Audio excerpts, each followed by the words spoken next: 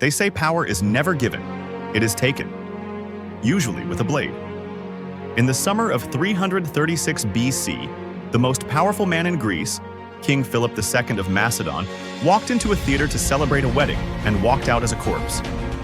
In the chaos that followed, one young man didn't just step up, he leaped. Alexander was 20 years old. He was brilliant, he was dangerous, and he was about to inherit a kingdom that wanted him dead. Welcome to Histo Snack. Today, we aren't talking about the man who conquered Persia. We are talking about the kid who had to survive his own family first. This is the rise of Alexander. Imagine inheriting a superpower, but every general, cousin, and neighbor thinks they can do the job better than you. Macedon was a pit of vipers. Philip had united them by force, and with him gone, the wolves were circling. Alexander didn't hesitate. This is the part of history they often gloss over. Before he fought foreign armies, he fought a domestic war. He ordered the execution of his cousin Amyntas, a legitimate threat to the throne.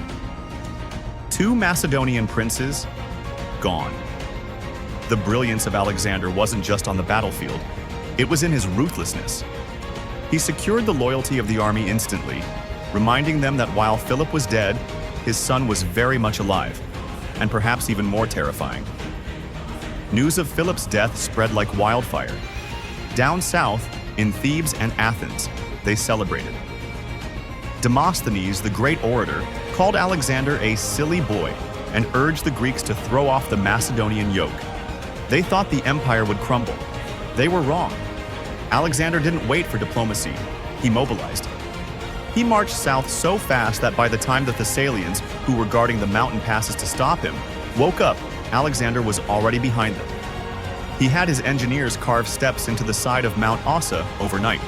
When the Greeks woke up and saw the Macedonian army casually having breakfast on their doorstep, they surrendered without a fight. The silly boy had just checkmated them without drawing a sword.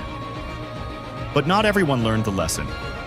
The city of Thebes, a legendary power in Greece, decided to fight. A rumor had spread that Alexander was dead. Alexander arrived at their gates not as a ghost, but as a judgment. He gave them a chance to surrender.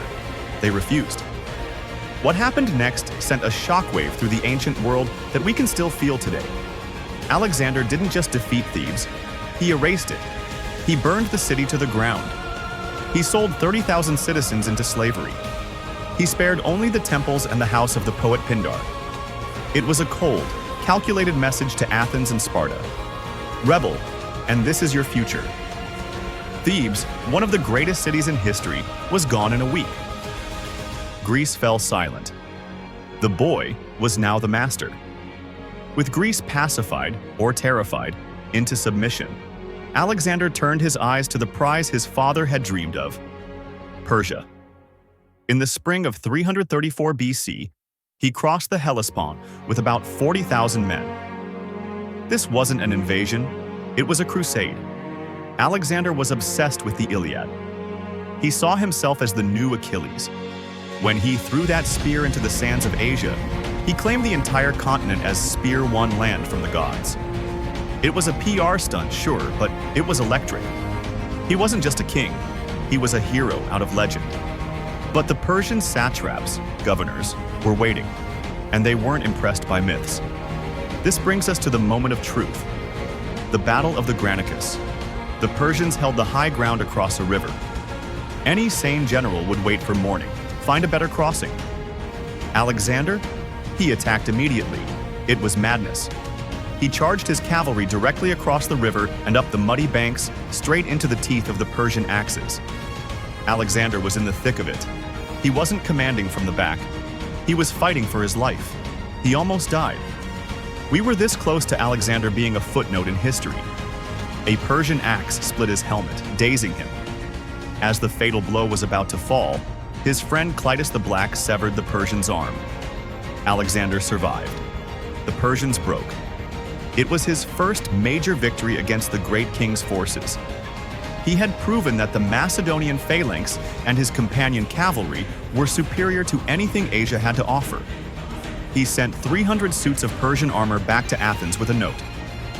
Alexander, son of Philip and the Greeks, except the Spartans, dedicate these spoils from the barbarians who dwell in Asia. The shade, the absolute shade. In less than 3 years, Alexander had secured his throne, crushed a Greek rebellion, erased a major city, crossed continents, and defeated a Persian army. He was 22 years old. Most people would stop there. Most people would go home and enjoy the spoils. But Alexander wasn't looking back at Macedon. He was looking east, towards Egypt, towards Babylon, towards the edge of the world.